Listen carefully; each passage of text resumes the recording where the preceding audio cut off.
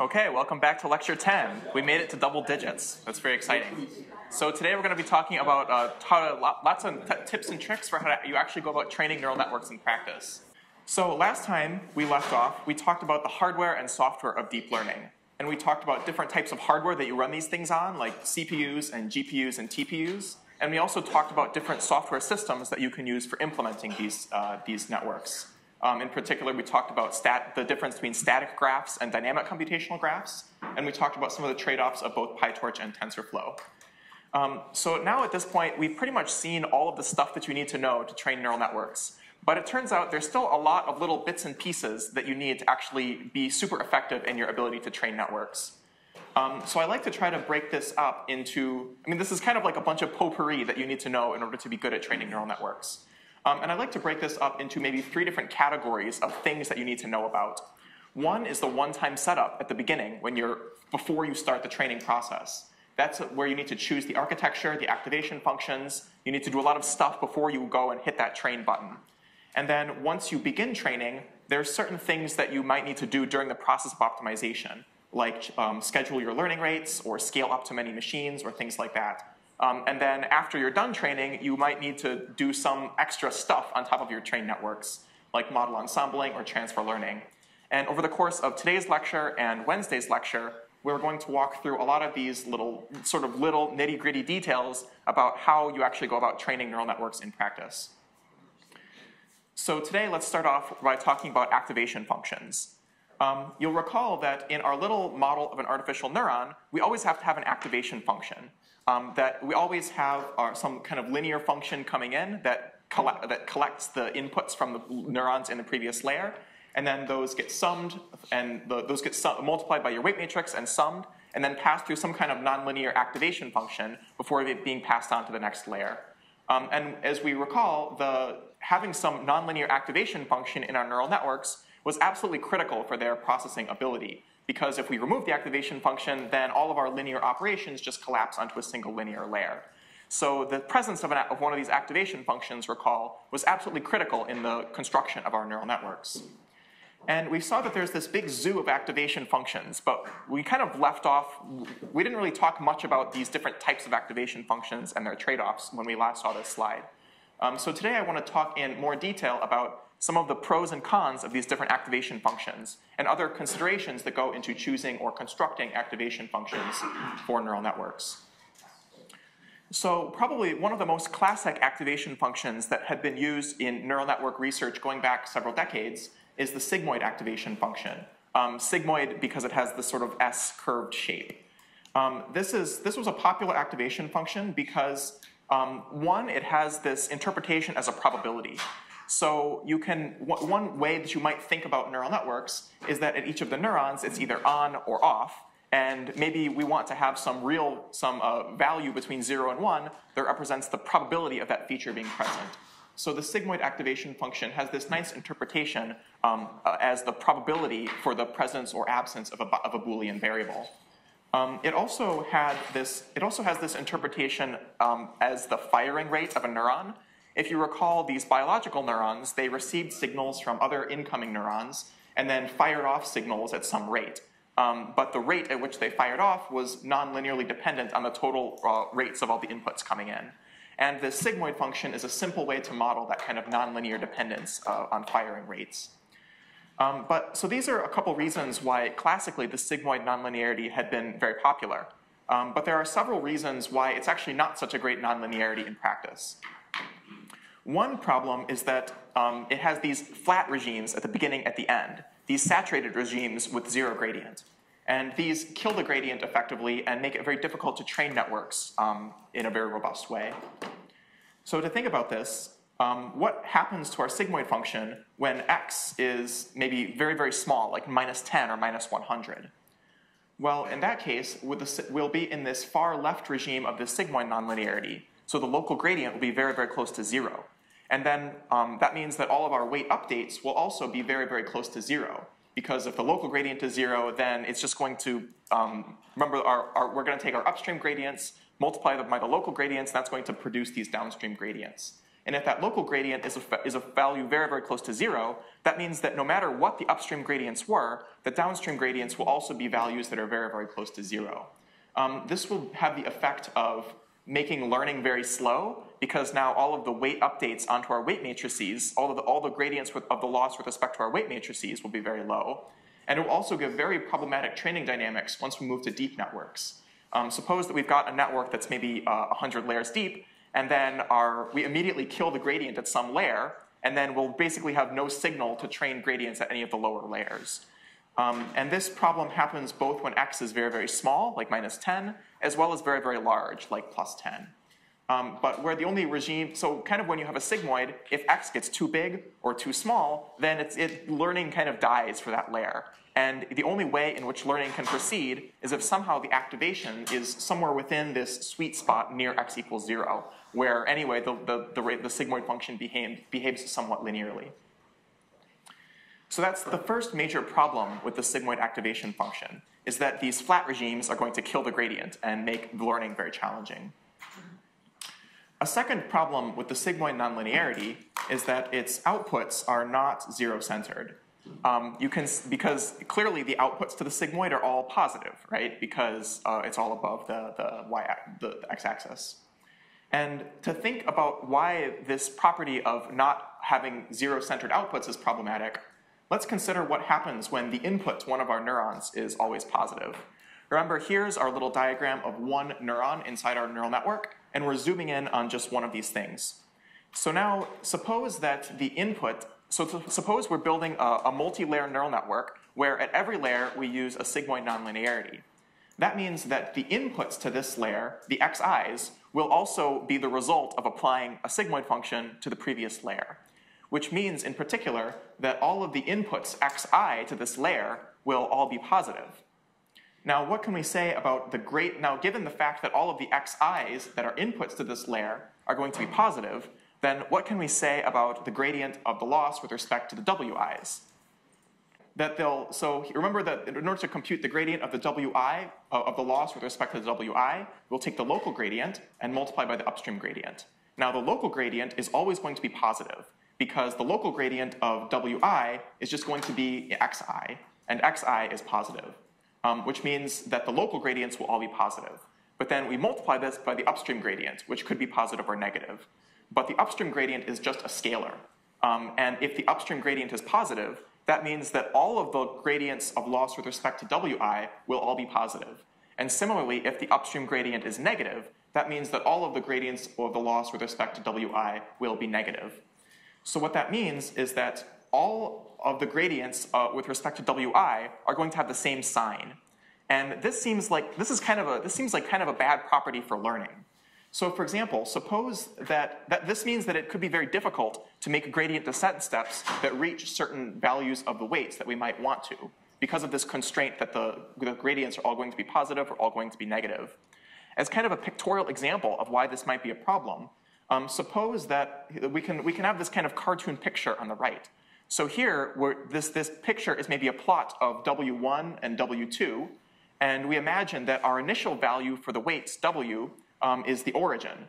And maybe the value of the weights that we want to get to in order to minimize the loss is somewhere down to the bottom right. Now, in order to traverse from the origin to the bottom right, we need to take some steps where we want to take positive steps along W1 and negative steps along W2. But with this constraint that the gradients the gradient of the loss with respect to the weights are always going to have the same sign, there's no way that we can take steps that align in that quadrant. So the only possible way for a gradient descent procedure to make progress toward that direction is to have this very awkward zigzagging pattern where it kind of moves up, where all the gradients are positive, and then moves back down to the left, where all the gradients are negative, and then moves up again. And that's kind of a very awkward zigzaggy pattern. So that's kind of gives, and by the way, this maybe doesn't look so bad in 2 dimensions, but as we scale to weights with thousands or millions of dimensions, this property is going to be very, very, very bad. Because now if we have a weight matrix with d dimensions, then if you partition up all of the possible signs of all of the elements of that weight matrix, there's going to be 2 to the power of d sort of higher dimensional quadrants or orthants in that high dimensional weight space. And under this constraint that they all have to be positive or negative, that means that any of our update directions can only move in two of those possible 2 to the d orthants, high dimensional orthants. So even though this problem looks bad in 2 dimensions, it gets literally exponentially worse as we move to weight matrices of higher and higher and higher dimension. So that seems like a bad property of this sigmoid nonlinearity, that the fact that it's not zero-centered and the fact in particular that its outputs are always positive leads to these very unstable and potentially awkward dynamics during training. I should point out, though, that this whole analysis about the gradients on the weights being all positive or all negative only applies to a single example. However, in practice, we'll often perform mini-batch gradient descent. And once we take an average over multiple elements in a mini-batch, then we kind of relax this constraint. So even though for a single example in the mini-batch, we would end up with gradients that are all positive or all negative on each layer, when we consider the gradients with respect to a full mini-batch of data examples, then this becomes less of a problem. Because you can imagine that maybe even though the gradients with respect to each element are all positive or all negative, when you average them out and sum them out over the mini-batch, then you could end up with gradients for the mini-batch that are sometimes positive and sometimes negative. So I think this is a problem, this is maybe less of a problem in practice than some of the other concerns around the sigmoid nonlinearity, but it is something to keep in mind nevertheless. So that was our second problem with the sigmoid nonlinearity, is the fact that its outputs are not zero-centered. And now a third problem with the sigmoid nonlinearity is this exp function. So I don't know if you know how these mathematical functions get implemented on CPUs, but something like the exponential function is fairly expensive because it's a complicated transcendental function. So it can actually take many clock cycles to compute an exponential function. And when I timed this, I did some small experiment on this on my MacBook CPU the other day. And if I want to compare a sigmoid nonlinearity versus a ReLU nonlinearity for a single tensor of 1,000,000 elements, then on this MacBook CPU, the ReLU ends up being about 3 times faster than the sigmoid, because the ReLU just involves a simple threshold, whereas the sigmoid needs to compute this very expensive exponential function. Now, I should also point out that of these three, this third problem of exponential being expensive to compute is mostly a problem for mobile devices and for CPU devices. For GPUs, this ends up being less of a concern, because for GPU devices, the cost of simply moving the data around in memory between the global memory and the compute elements of the GPU ends up taking more time for these nonlinearities than actually computing the nonlinearity. So in practice, if you try to time these different nonlinearities on a GPU, then you'll find that they often all come out to be about the same speed. So you really need to move to some kind of CPU device in order to see speed differences between these different nonlinearities. So that gives us these 3 problems with the sigmoid function. And of these 3 problems, I really think number 1 is the most problematic. These number 2 and number 3 are things that you should be concerned about or should be aware of. But it's really, I think really this saturation killing the gradient is really the most problematic aspect of the sigmoid nonlinearity. So then we can move on from sigmoid, and we can look at another popular nonlinearity that people sometimes use is the tanh nonlinearity. Now, tanh is basically just a scaled and shifted version of sigmoid. If you go and look up the definitions on paper, it's the definitions of sigmoid and tanh in terms of exponential functions. You can do a bit of algebra and just show that a tanh is literally just a shifted and rescaled sigmoid. So it inherits many of the same problems as the sigmoid nonlinearity, right? It still saturates for very, very large and very small values. So it still results in difficult learning in those cases. But unlike the sigmoid, it is zero-centered. So if for some reason you have the urge to use a saturating nonlinearity in your neural networks, then I think tanh is a slightly better choice than sigmoid, but really it's still a pretty bad choice due to these saturating regimes. So now the next nonlinearity is our good friend, the ReLU, the Rectified Linear Activation. And this one is very nice. I think we're very familiar with this one by now. It's very cheap to compute because it only involves a simple threshold. So you can imagine, like, for a binary implementation, all we have to do is check the signed bit of the floating point number. If it's negative, we set it to 0, and if it's positive, we leave it alone. So ReLU is like the cheapest possible nonlinear function you can imagine implementing. That it's very, very fast, can typically be done in 1 clock cycle on most things. It does not saturate in the positive regime. So as long as our inputs are positive, then we never have to worry about this saturation problem of killing our gradients. And in practice, when you try to train the same network architecture with a sigmoid versus a tanh versus a ReLU, it's very often to find that the ReLU version converges much, much faster, up to 6 times as reported by AlexNet.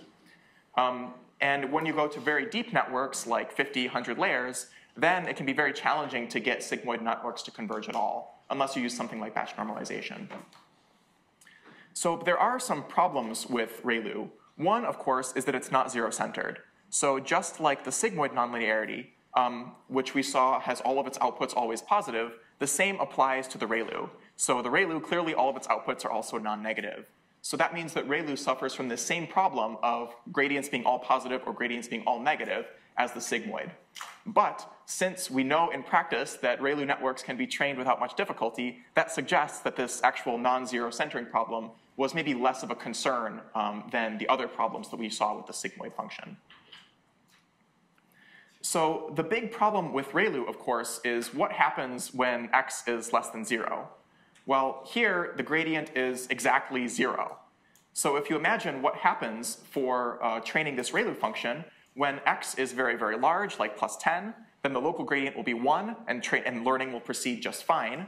When x is very, very small, like minus 10, then the gradient will be identically 0, which means that our local gradient is exactly 0, which means that our downstream gradients are also exactly 0. Now this is somehow even worse than a sigmoid, because with a sigmoid, in the very small regime, we weren't exactly 0, we were just very, very small. So even if our gradients were very, very small, we still had some potential hope that maybe learning could proceed. But with a ReLU, once our values are less than 0, then all of our gradients are identically 0, and learning cannot proceed. Our gradients will be completely 0, it will be completely dead. So then this leads to this potential problem that people worry about sometimes called a dead ReLU. So the idea here is that suppose in one of our ReLU nonlinearities, the weights of that layer get totally large, get very, very large in magnitude, such that the neuron in that layer has a negative activation for every data point in our training set. Well, in that case, it means that the ReLU, the weights corresponding to that unit will always have gradients identically equal to 0 as we iterate over the training set. And that we sometimes refer to as a dead ReLU, because it never has the potential to learn. Once the ReLU kind of gets knocked off this data cloud of your training examples, then all of the future updates it will ever receive are going to be 0. And it will be stuck off in limbo, hanging outside your data cloud for the rest of eternity, no matter how long you train. So that seems like a problem. In contrast, we need our ReLUs to always somehow stay intersecting with some part of the data cloud. Those are active ReLUs, and they will receive gradient and they will train. Even if, and I should point out, this problem only occurs if your activation value is negative for your entire training set. As long as there's some element of your training set where you receive a positive activation, then that weight has the potential to get some gradient and has the potential to learn. So one trick that I've seen people sometimes do, maybe I think it's less popular now, but to avoid this potential problem of dead ReLUs, one trick you might think of is to actually initialize the biases of layers that use ReLU to actually have a slightly positive value. That means that gives you that makes it harder to fall into this negative regime and harder to have dead ReLUs. We saw that one problem with the ReLU nonlinearity is the fact that it's not, like the two big problems with ReLU are that it's not zero-centered and that it has 0 gradient in the negative regime. So there was an alternative proposed called the leaky ReLU that solves both of these problems. Leaky ReLU is very simple. It looks just like ReLU, except so in the positive regime, it computes the identity function, and when the input is negative, then we're going to multiply by a small positive constant. So rather than being identically 0, then in the negative regime, the leaky ReLU instead has a small positive slope. And what this you can kind of imagine this as a ReLU that is not exactly 0. It kind of like leaks out some of its information, but just a little bit in the negative regime. And now this 0.01, this slope of the leaky ReLU in the negative regime, is a hyperparameter that you need to tune for your networks. Now, the advantage of the leaky ReLU is that, like the ReLU, it does not saturate in the positive regime. It's still computationally efficient because it only takes a couple instructions to execute. And unlike the ReLU or the sigmoid, it doesn't ever die. The gradient never actually, because our local gradients will never actually be 0. In the negative regime, our local gradient will just be this 0.01 or whatever other value for that hyperparameter we had chosen. What this means is that these leaky ReLUs, in fact, don't suffer from this dying ReLU problem. Instead, in the negative regime, they'll just receive smaller gradients and have the potential to keep learning. But now, an annoyance with this leaky ReLU is this 0.01, this kind of leaky hyperparameter value that we need to set. And as you probably experienced when trying to tune even linear classifiers on the first couple assignments, the more hyperparameters you need to search over, the more pain and frustration you have when trying to train your models. So clearly, whenever you see a hyperparameter, your one instinct you should have is that maybe we should try to learn that value instead. So indeed, this is the exact idea behind the parametric ReLU, or preLU, where now it looks just like the leaky ReLU, except the slope in the negative regime is now a learnable parameter of the network. Which now this is kind of a funny thing, because now this parametric ReLU, this preLU, is actually a nonlinearity that itself has learnable parameters. But we can imagine computing that just fine. Then during the backwards pass, we'll just backpropagate into this value of alpha, compute derivative of loss with respect to alpha, and then also make gradient descent steps on alpha. And this alpha might be a single constant for each layer, or maybe this alpha could be a separate value for each for each channel in your convolution, or each output element in your fully connected layer. So that's fine. You'll see people use that sometimes. But one problem you might have with any of these ReLU functions is that they actually have a kink at 0, right? They're actually not differentiable there at all. You might ask, what happens at 0? Well, it actually doesn't matter what happens at 0 because it doesn't happen very often. So you can pretty much choose whatever you want to have it happen at 0, and it's probably going to be fine. But in practice, usually you just pick one side or the other. But one kind of slightly more theoretically grounded nonlinearity that you'll see sometimes is the exponential linear unit. And this attempts to fix some of the problems of ReLU. That it's basically like a ReLU, but it's smooth, and it attempts to be more zero-centered. So you can see the mathematical definition of the exponential linear unit here at the bottom of the slide. In the positive regime, it just computes the identity function, just like ReLU. But in the negative regime, it computes this exponential value instead. So on the left-hand side, it kind of looks a little bit like the tail end of a sigmoid. And in fact, we also see that it asymptotes to some -1, or to some non-zero negative value as we go to the left. This is to avoid this problem of zero gradients that we might have been concerned about with the normal ReLU. So this was designed to kind of fix some of these problems with ReLU. Right, that now because the negative regime actually is non-zero, then you can imagine that this nonlinearity might actually have zero-centered outputs. And there's some math in the paper to support that conclusion. The problem here is that the computation still requires this exponential function, which is maybe not so good. And it also has this additional hyperparameter alpha that we need to set. Although I guess you could try to learn alpha as well and come up with a parametric exponential linear unit, or preLU, but I've never actually seen anyone do that in practice. But maybe you could try it and write a paper. Who knows? It doesn't stop there. So there was another paper. People love to propose variant. I mean, I think you should get this idea right now, that this nonlinearity is kind of this small modular piece of a neural network that you can take out, define new things, and run controlled experiments. So it's very appealing for a lot of people to try to modify neural networks by coming up with new nonlinearities. So you'll actually see a lot of papers that try to come up with slight variants on nonlinearities and try to argue for why their ideas are slightly better than anyone that came before. So as a result, there's a lot of these things out there that you can find. One that's kind of fun is the ReLU, or Scaled Exponential Linear Unit. This one is fun because it's just a rescaled version of ReLU that we just saw on the previous slide. The only difference is that we set alpha equal to this very long, seemingly arbitrary constant, and we set lambda equal to this very long, seemingly arbitrary constant. And the reason that we might want to do this is that if you choose alpha and lambda in this very particular way, then a very deep neural network with this ReLU nonlinearity has a kind of self-normalizing property that as your layer depth goes to infinity, then the statistics of your activations will be well behaved and even converge to some finite value as the depth of your network trends toward infinity. And what this means is that if you have very, very deep networks with ReLU nonlinearities, then sometimes people can get these things to train very, very deep networks even without using batch normalization or other normalization techniques. Now, unfortunately, in order to understand exactly why this is true, you have to work through 91 pages of math in the appendix of this paper. So if you have a lot of patience, you can go through this and figure out exactly why we set the values of these constants to those particular values. But I think that's a little kind of fun. But I think the bigger takeaway around a lot of these nonlinearities is that in practice, they really don't vary too much in their performance. So here's a plot from another paper that was another of these papers about nonlinearities that actually compared the effects of different nonlinearities on different network architectures, all on the CFAR10 dataset. And if you look at this plot, you see that some of the bars are higher than some of the other bars. But the most important thing to take away from this plot is really just how close all of these things are.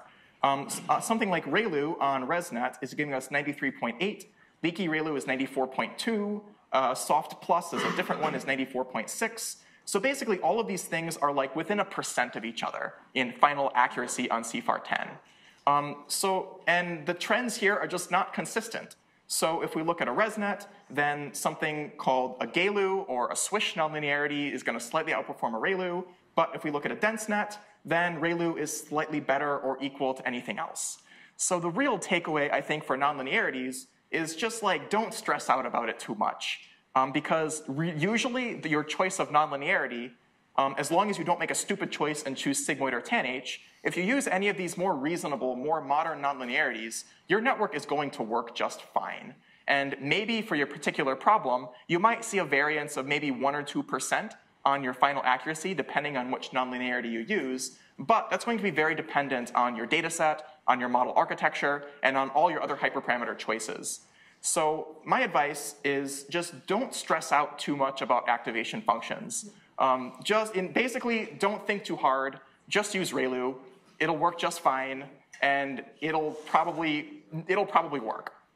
Now, if you're in some situation where you really, really must squeeze out that one last percentage point, or that last half a percentage point, or 1/10 of a percentage point of performance, then I think is a time when you should consider swapping out and experimenting with these different nonlinearities. So in that case, something like a leaky ReLU, or an ALU, or a SALU, or a GALU, or whatever other thing you can think of that rhymes with ALU is probably a reasonable choice to try, but don't expect really too much from it. And basically don't use sigmoid or tanh. Those are terrible ideas. Your network will not converge, and just don't use those. So that's kind of my executive summary on activation functions. Any questions on activation functions before we move on? Yeah. Yeah, the question was all of these activation functions are monotonic. They increase. Well, and why don't we use something like sine or cosine? Well, I actually lied to you a little bit. There's this GALU nonlinearity function that I didn't talk about that is actually non-monotonic. But the reason is that if your activation function is non-monotonic, is something like sine or cosine, if it increases and then decreases, then there exist multiple values of x that have the same y. And that can be problematic for learning, because that kind of destroys information in some way. So if your activation function is non-invertible, that means that it's destroying information. And the reason we wanted activation functions in the first place was not so much to perform useful computation. It was more just to add some nonlinearity into the system to allow it to represent nonlinear functions. I have seen people try to show off and train with sine or cosine or something exotic, If you use batch normalization and are very careful, I think you could probably get that to train, but I would not recommend it. But I think that's a very astute observation. And actually, the ReLU nonlinearity is a slightly interesting one to check out, so I think you should read that paper if you're interested. But there, the idea is that they actually interpret the non-monotonicity of the activation function as actually a bit of regularization. And they view that as the expectation. They kind of combine it with something like Dropout, which we'll talk about later, and then show that if you take this expectation combined with some stochastic stuff, that is sort of equivalent in some rough expectation way to a non-monotonic activation function. But in general, they're not very widely used, and most activation functions you'll see in practice are indeed monotonic. Were there any other questions on activation functions? Great, just use ReLU. So the next thing we need to talk about is data preprocessing. And this is something that you've been doing already in all of the notebooks. If you've been reading through maybe the starter code and the data loading code and actually looked at the parts outside the code where we asked you to write code, which then you will have seen that you've been already doing this thing called data preprocessing at the beginning of all of your homework assignments already. So what's the idea with that? Well, basically the idea is that we want to, before we feed our data into the neural network, we want to perform some preprocessing on it to make it more amenable to efficient training. So as kind of a cartoon picture here, you can imagine your data cloud of your training set shown here in red on the left, where the x and the y values are maybe two features of your two features of your data set. So like maybe the red value of one pixel and the blue value of another pixel if you're looking at images. And the idea is that your original data is going to be this data cloud, which could be very long and skinny and shifted very far away from the origin. So in particular, if we're thinking about images, then the way we natively store image data is usually as pixel values between 0 and 255. So our data cloud for raw image data would be kind of located very far away from the origin. And now before we feed the data into the neural network, we want to standardize it in some way and pull it into the origin by subtracting the overall mean of the training data set. And then rescale each of the features so that each feature has the same variance. And we can do this by dividing by the standard deviations of each feature computed on the training set.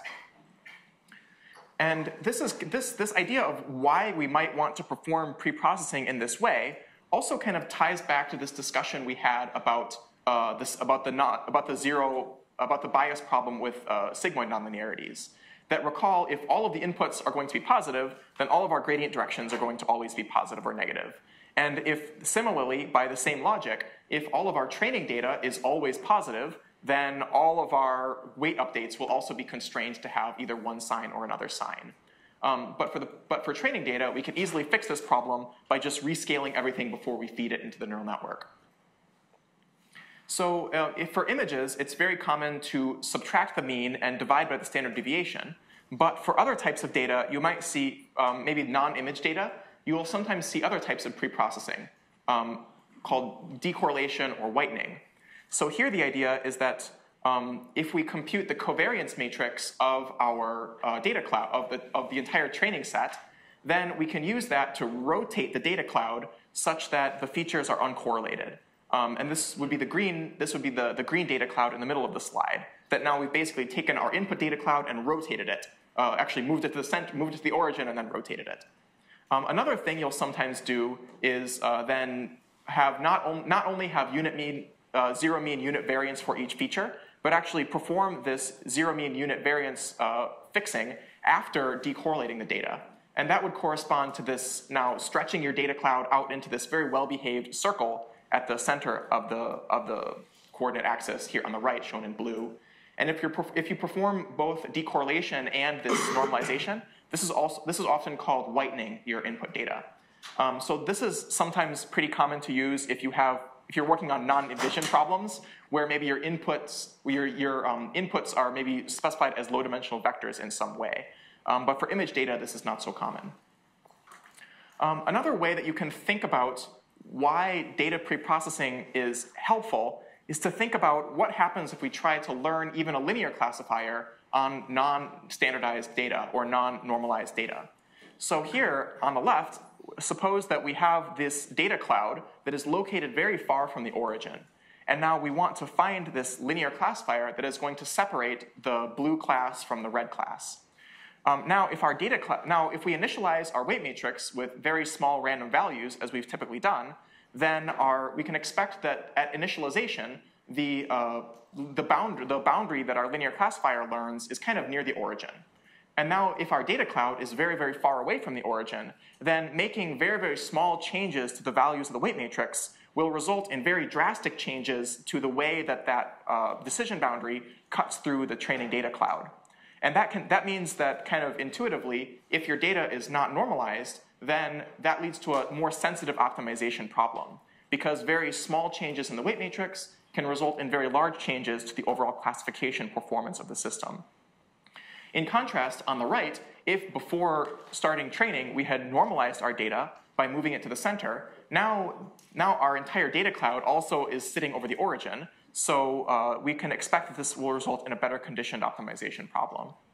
Yeah, a question? Yeah, the question is, do people ever use other color spaces other than RGB? I think people do use that sometimes in practice. I've seen that less for image classification. I've sometimes seen that for more image processing type tasks, like super resolution or denoising. And there, it's more common, I think, to feed raw inputs to the network as some other color space.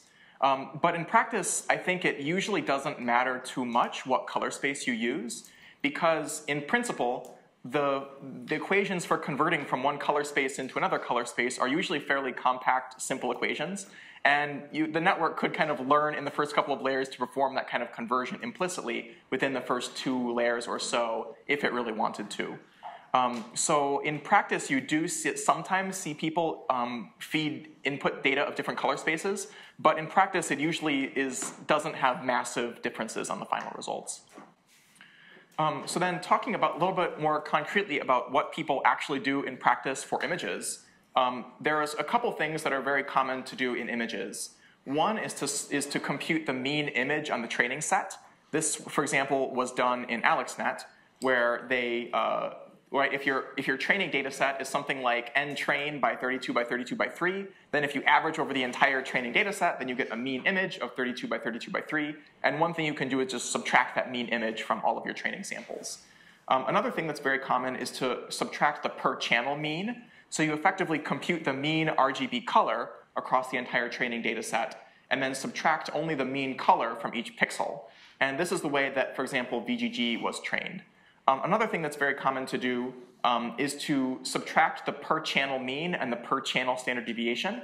So that means we're going to compute the mean RGB color over the entire training data set, and we're going to compute the standard deviation of the 3 color channels over the training data set. And that gives us 2 3-element vectors that we'll use to subtract the mean and divide by the standard deviation. And that's kind of the standard preprocessing that's used for residual networks. Any more questions about data preprocessing? Yeah. So the question is, what do we do during training and testing? So whenever you're doing preprocessing, you always compute your statistics on the training set. And the reason we do that is not necessarily for computational efficiency. It's because that's to simulate how we would actually use the network out there in the wild. Because in the wild, there is no such thing as a training set. There is just the real world upon which we want to run this classifier. And then there's no reasonable way that you could expect to recompute those statistics all the time over whatever real world data is coming in. So to kind of simulate that process, we will always compute our statistics on the training set and then use the exact same normalization statistics on the test set. Yeah, so the question was, if we're using batch normalization, do we still need to use data preprocessing? I think, so yeah, this is very intuitive. You should think like, what if I just put batch normalization as the very first thing in my network before I do any convolution or any fully connected layers or anything? This is the very first thing. I think that'll actually work, but I think it works a little bit worse than actually doing the preprocessing explicitly. So in practice, people still prefer to do this explicitly preprocessing and also have batch normalization. Okay, so then the next thing we need to talk about is weight initialization. So whenever you start training your neural networks, you have to initialize your weights in some way. So here's a question. What happens if we just initialize all of the weights to 0 and all of the biases to 0? Well, this is going to be very bad, right? Because if all of the weights are 0 and all of the biases are 0, then, assuming we have a ReLU or some other reasonable nonlinearity, then the outputs are all going to be 0. And the outputs will not depend on the inputs. And even worse, the gradients will all be 0. So we're like totally stuck. So in practice, we cannot initialize to 0. That's going to be very bad. And this problem of initializing to 0, or more generally of initializing to a constant, is referred to sometimes as not having symmetry breaking, because it doesn't have any way to distinguish among different elements in the training set or even among different neurons in the network. So if you have these constant initializations, then a very common failure mode is that we'll compute the same gradient for all of the training examples, and the network is not actually able to learn in any way. So in practice, what we've always done instead is just kind of hand wave and say, let's initialize with small random numbers. And this is what you've mostly done on your homework assignments so far. So for example, we could initialize with Gaussian, with 0 mean from a Gaussian, and maybe set the standard deviation as a hyperparameter. And this is kind of what you've done on your homework assignments so far. But let's dig into this a little bit more, because it turns out that this strategy of initializing with small random Gaussian values works fairly reasonably okay for shallow networks, but it's going to not work so well once we move to deeper and deeper networks. So to see why, let's think about activation statistics and how they propagate as we move forward through a deep network. So here, this little snippet of code is computing the forward pass for a 6-layer neural network with for a fully connected network with hidden dimension 4096. And we're using a tanh nonlinearity because we're not following the advice I told you a couple slides ago. And then what we're going to do is just plot the statistics of the hidden unit values at each of the 6 layers in this deep network. And here you can see that now here, each of these plots is showing a histogram for the activation values for the 6 layers of this deep neural network. And what we can see is that for the first layer, after a single weight matrix and tanh nonlinearity, we get kind of a reasonable distribution of values for the network. But as we move deeper and deeper into the network, we see that the activations all collapse towards 0. And now this is going to be very, very bad for learning, because think about what this means for the gradients.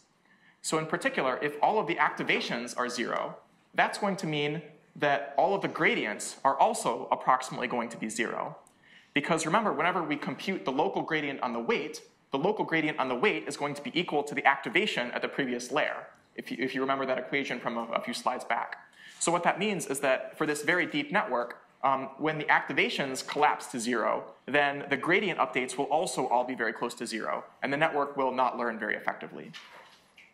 Okay, so kind of our problem here maybe is that this weight initialization was maybe too small. So instead of initializing with 0.01 standard deviation, we could instead try changing that to initialize from 0.05 standard deviation instead.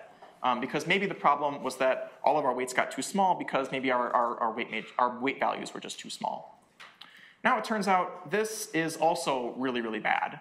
And now if our weight matrices are too big, then all of our activations are going to be pushed into the saturating regime of the tanh nonlinearity.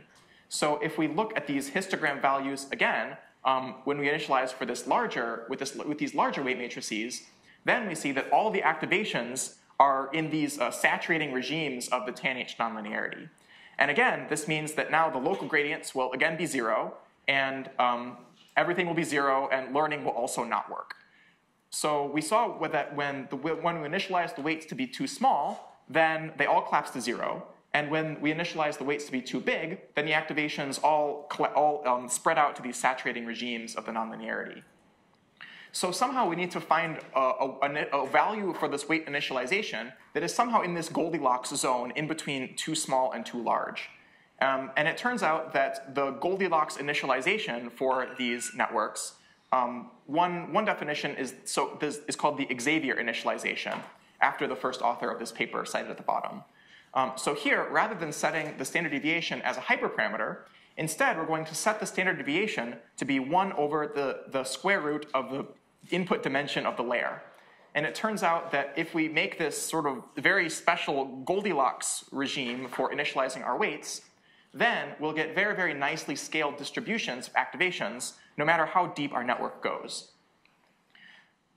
And I should also point out that this derivation is showing you for a fully connected network, but for a convolutional network, the d-in will now be the number of inputs to each neuron. So that will now be the number of input channels times the kernel size times the kernel size, if you want to do this exact same thing for convolutional networks.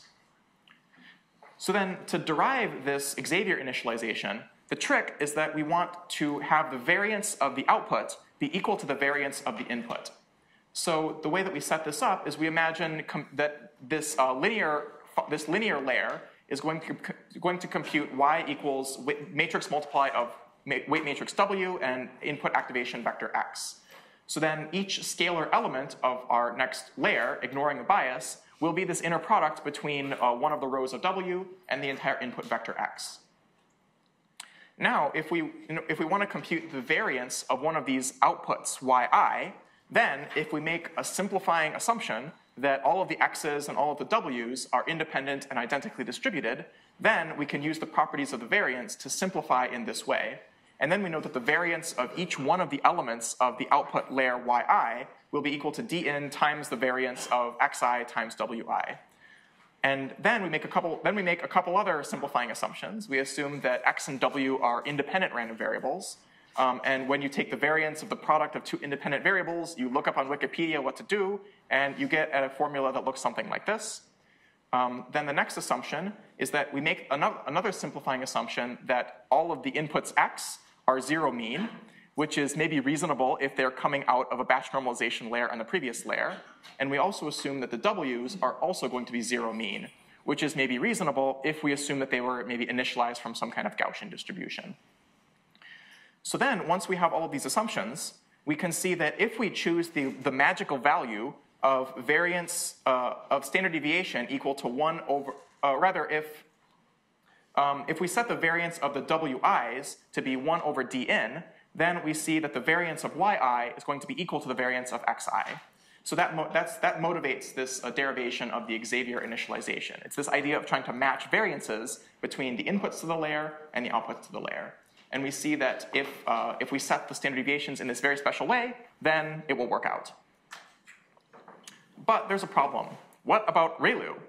ReLU, right, this whole derivation also hinges on the nonlinearity. And that's the reason why I actually used tanh in this experiment. Because this derivation is only talking about the linear layer, but that linear will be followed by a nonlinearity. And for something like tanh, it's symmetric and symmetric around 0. So as long as we match the variances of the linear layer, then things will generally be okay as we move through this centered nonlinearity. But for ReLU, things will be very bad. If we do this exact same initialization and now use our deep network to be ReLU instead of tanh, then our activation statistics are again going totally out of whack. Here, these histograms look a little funny because there's a huge spike at 0 because ReLU kills everything below 0. But if you kind of zoom in on the non-zero part of these histograms, you'll see that also for a deep network, everything is collapsing. The activations are all collapsing towards 0 again, which will again give us 0 local gradients and no learning.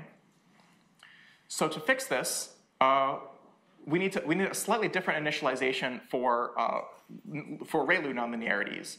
And the fix is just to multiply our standard deviation by 2. So now, rather by square root 2. So for Xavier, we had standard deviation of square root 1 over dn. Now for ReLU, we have standard deviation 2 over dn.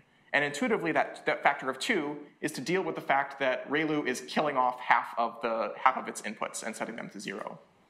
And this is called Cunning Initialization after the first author of the paper that introduced it, or sometimes MSRA initialization after Microsoft Research Asia, where he worked when writing this paper.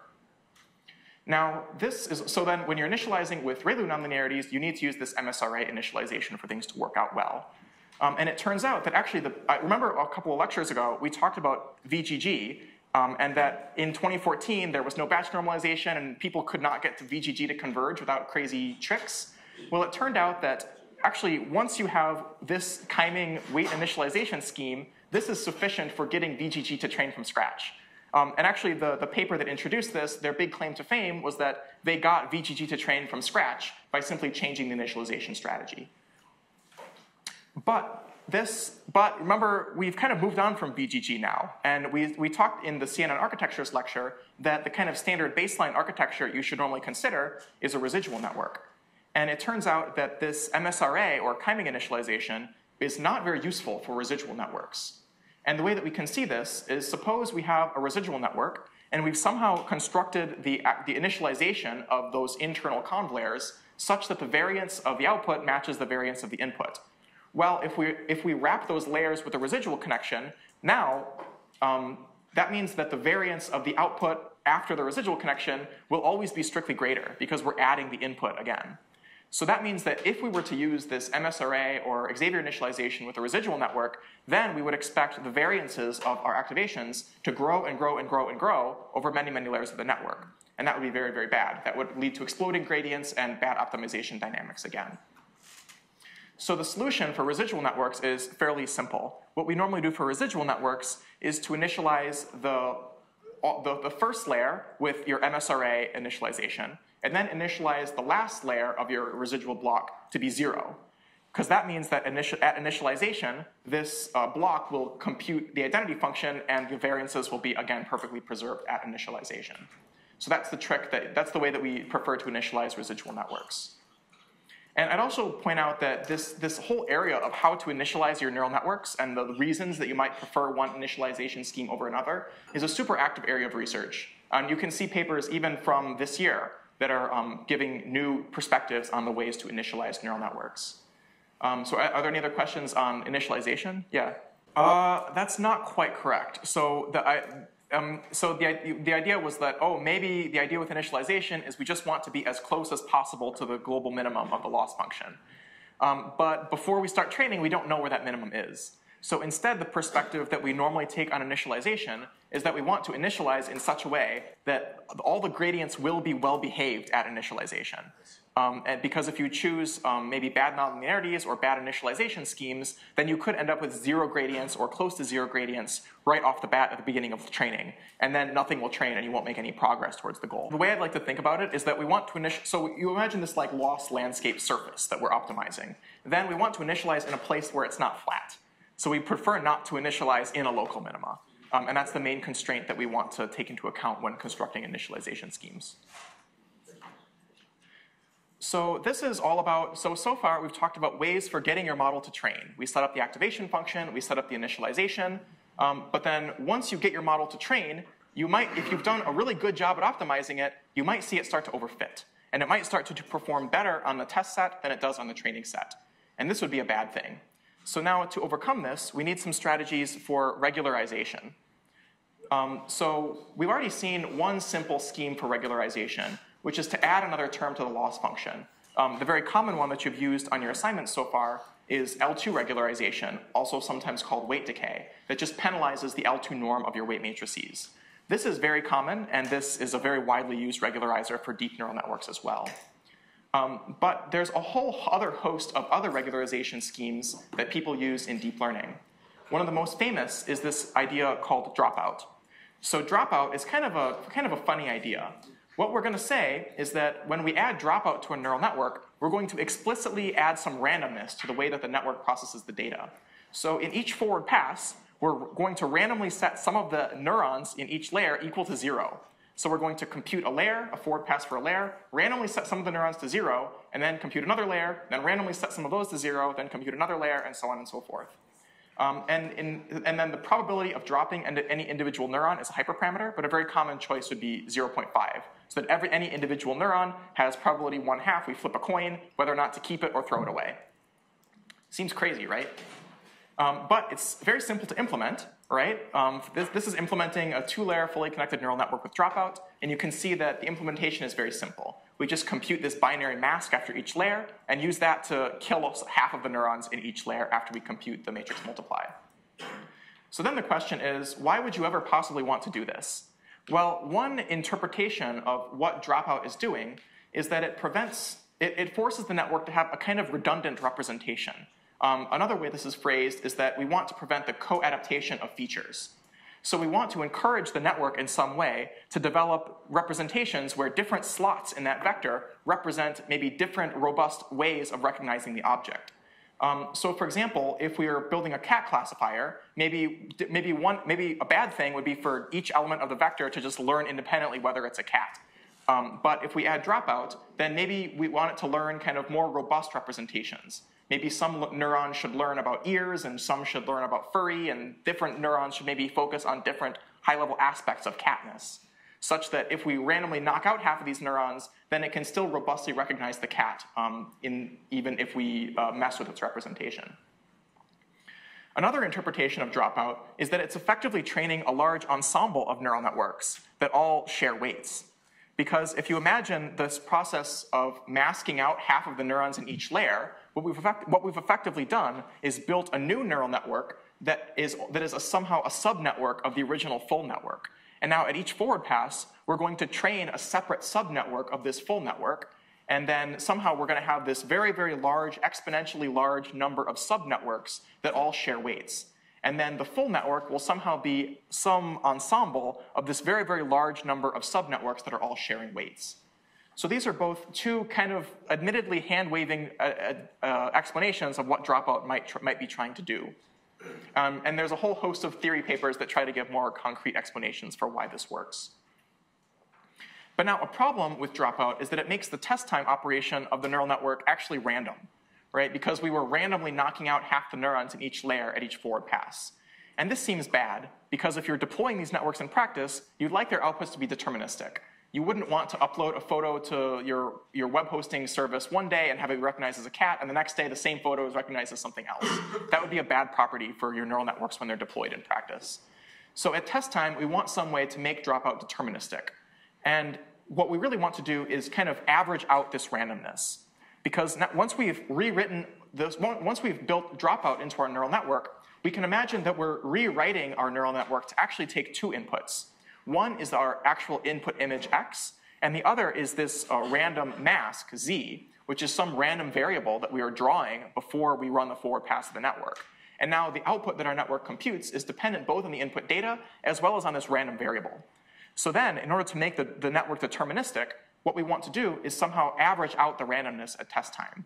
And what we can do is then take, we can have the test time forward pass be this expectation of averaging out this random variable. So then if we want to compute this analytically, we just want to compute this integral to marginalize out this random variable z. But in practice, actually computing this integral analytically is like, we have no idea how to do it. That seems very hard and very intractable for arbitrary neural networks. So in practice, we will instead think about what happens, how can we think about this integral for only a single neuron? Well, for a single neuron that receives two inputs x and y and has these connection strengths W1 and W2, and then produces this single scalar output A, then at kind of the normal forward pass that we might imagine doing at test time is to take this inner product of the weight matrix and the two inputs x and y. And now if we're using dropout, then there are 4 different random masks that we might have drawn during training with equal probability, where we could have kept them both. We could have knocked out x but kept y, knocked out y but kept x, or knocked out both of them. And each of these 4 options can occur with equal probability. So then if we can, in this case, we can write out this expectation exactly, because we've got exactly 4 outputs and they all have equal probability. And what we see is that for this example, this output, this expected output is actually equal to 1/2 the probability of this normal forward pass. And this turns out to hold in general, that if we want to compute the expectation of a single layer with dropout, then all we need to do is multiply by the dropout probability.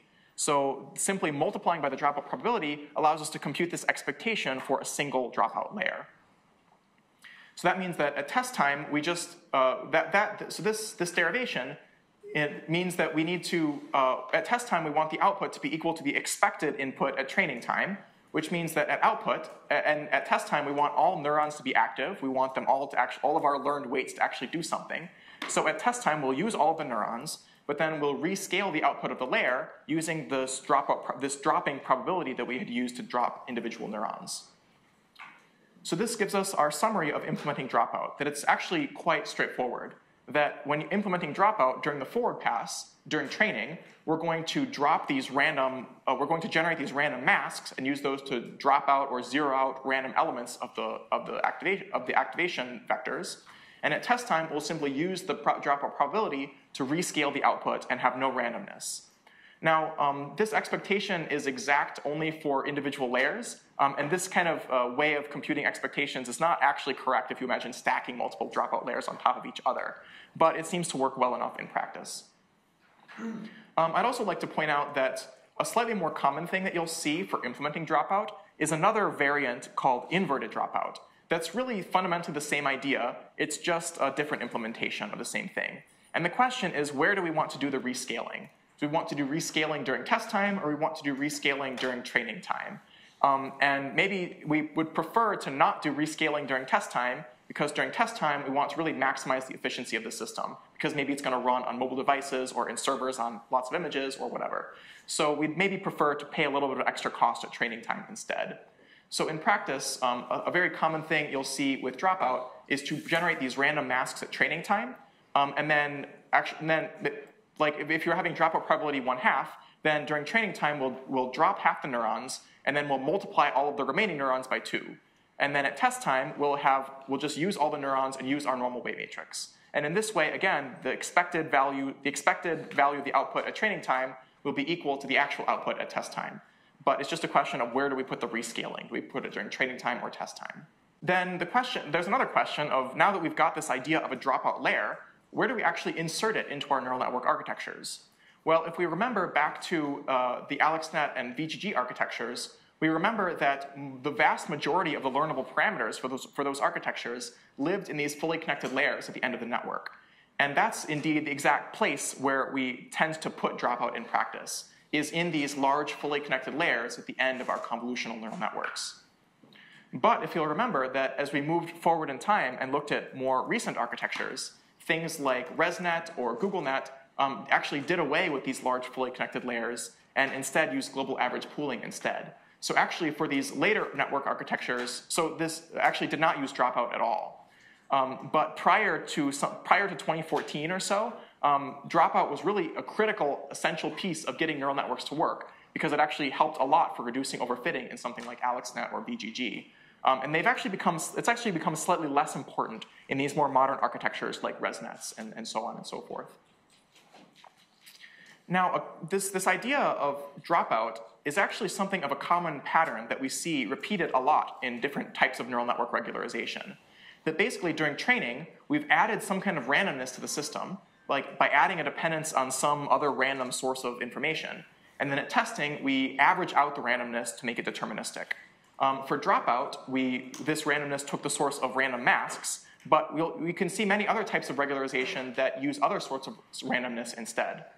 And we've actually seen another regularizer already in this class that has this exact same flavor.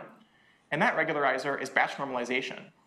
Because if you recall, batch normalization adds randomness during training time because it makes the outputs of each element in the batch depend on each other element in the batch. Because during training, remember for batch normalization, we compute these per mini-batch means and standard deviations, which means that they depend on which random elements happens to get shuffled into each mini-batch at each iteration of training. So batch normalization is adding randomness depending on the way in which we form batches at training time. And then at test time, it averages out this randomness by using these running averages of means and standard deviations, and using these fixed values instead at test time to average out this randomness. And in fact, for these later architectures like residual networks and other types of more modern architectures, batch normalization has somewhat replaced dropout as the main regularizer in these deep neural networks. So for something like a residual network, the regularizers that it's used to train are L2 weight decay and batch normalization, and that's it. And that tends to be actually a very useful way to successfully train large deep neural networks, is actually just relying on the stochasticity of batch normalization. But there's several, actually I lied a little bit. There's one other type of thing, one other source of randomness that happens a lot in practice, but most people don't refer to it as a type of regularization. And that's this notion of data augmentation. So far in this class, whenever we've talked about loading and training iterations, we always imagine that we load up our training data, load up the label for that training data, like this picture of a cat and the label cat, run the image through the network, and then compare the predicted label to the true label, and then use that to get our loss and compute our gradients. But it's actually very common in practice to perform transforms on your data samples before you feed them to the neural network, and somehow manipulate or modify the input image in a random way that preserves the label of the data sample. So for example, for images, some common things would be horizontal flips, because we as humans know that if we flip the image horizontally, then it's still a cat. Other common things would be random crops and scales. So at every training iteration, we might resize the image to have a random size or take a random crop of the image, because we expect that a random crop of a cat image should still be a cat image and should still be recognized as a cat by the neural network. And the idea here is that this effectively multiplies your training set, because we add these data transformations to the model in a way that we know doesn't change the training label. And this somehow kind of multiplies your training set for free, because now your network is trained on more raw inputs. But this is, again, adding randomness at training time. So for this example of random cropping and flipping and scaling, for something like ResNets, the way that they're trained is that at every iteration, every training image, we pick a random size, resize it to a random size, then take a random 224 by 224 crop of this randomly resized image. And we just do this random cropping and random resizing and random flipping for each element at every iteration. But now again, this is adding randomness to the network in some way. So we want to, fitting with this idea of marginalizing out randomness at test time, we want some way to marginalize out this other source of randomness in our neural network. So then the way this is done in data augmentation is to pick some fixed set of crops or scales to evaluate at test time. So for example, in the ResNet paper, they take these 5 different image scales, and then for each scale, they evaluate 5 crops of the image, the 4 corners and the center, as well as the horizontal flips of all these things, and then average the predictions after running each of those different random crops through the network. And again, this is a way that we are adding randomness to the network at training time, and then averaging out that randomness at test time. There's some other times people play tricks around also randomly jittering the color of your images during training time. But in general, this idea of data augmentation is a way that you can get creative and add some of your own human expert knowledge to the system. Because depending on the problem you're trying to solve, different types of data augmentation might or might not make sense. So like, for example, if you were building a classifier to try to tell right and left hands apart, then probably horizontal flipping would not be a good type of data augmentation to use. But if we want to recognize cats versus dogs, then horizontal flipping is maybe very reasonable. Or sometimes I've seen like in medical imaging contexts where we want to recognize like slides or cells, then even performing random rotations is reasonable, because depending on for that source of data, you don't really know what orientation it might have come in at. So data augmentation is really a place where you can inject some of your own human expert knowledge into the training of the system about what types of transformations do and do not affect the labels that you're trying to predict. So now we've seen this pattern in regularization of adding randomness at training time and then marginalizing out the randomness at test time. So I just want to very quickly go through like a couple other examples of this pattern that I don't expect you to know in detail, just to give you a flavor of other ways that this has been instantiated. Well, another idea is DropConnect.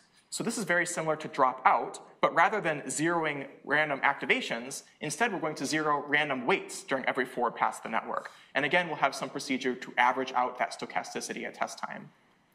Another idea is this that I find very cute, is this notion of fractional max pooling. So here what we're going to do is actually randomize the sizes of the receptive fields of our pooling regions inside each of the pooling layers of the neural network. So that maybe some neurons will have a 2x2 pooling region, some neurons will have a 1x1 pooling region, and they'll be random in every forward pass. And this is fractional max pooling because this randomness between choosing a 1x1 receptive field and a 2x2 receptive field means you can have like 1.35 pooling in expectation. So this is sometimes referred to as fractional max pooling. Another crazy one is we can actually build networks, deep networks with stochastic depth. So we can build something like a 100-layer ResNet, and then at every forward pass, we'll use a different subset of the residual blocks during training. And then at test time, we'll use all of the blocks. So we saw kind of dropout that's dropping weights, dropping individual neuron values. We saw DropConnect that's dropping individual weight values. This is something like drop block that's dropping whole blocks from this deep residual network architecture. Another one that's actually more commonly used is this notion of cutout. So here, we're simply going to set random image regions of the input image to 0 at every forward pass during training. And then at test time, we'll use the whole image instead. And again, you can see that we're performing some kind of randomness to corrupt the neural network at training time, and then averaging out that randomness at test time. And now this last one is really crazy that I can't believe it works. It's called Mixup. So here, with Mixup, what we're going to do is train on random blends of training images. So now, rather than training on just a single image at a time, we'll form our training samples by taking a cat image and a dog image and then blending them and with a random blend weight. And then the predicted target should now be like 0.4 cat and 0.6 dog, where that target is now going to be equal to the blend weight. And this actually seems totally crazy. Like, how can this possibly work? But the reason that it maybe seems slightly more reasonable is that these blend weights are actually drawn from a beta distribution, which we have the PDF of the beta distribution up there, which means that in practice, these blend weights are actually very close to 0 or very close to 1. So in practice, rather than being 0.4 cat and 0.6 dog, it's more likely to be like 0.95 cat and 0.05 dog. So it's not as crazy as it initially seems. But then kind of the kind of takeaways for which regularizers should you actually use in practice is that you should consider dropout if you have an architecture, if you're facing an architecture that has very, very large fully connected layers. But otherwise, dropout is really not used quite so much these days. And in practice, batch normalization, L2 weight decay, and data augmentation are the main ways that we are regularizing neural networks in practice today. And actually, surprisingly, these two wild ones of cutout and mixup actually end up being fairly useful for small data sets like CFAR10. So I think state-of-the-art on CFAR10 actually uses both of these techniques. But for larger data sets like ImageNet, then these cutout and mixup are usually not so helpful.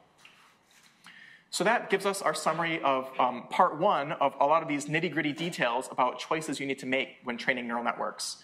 And then on Wednesday's lecture, we'll talk about some more of these details that you need to know in order to get your neural networks to train.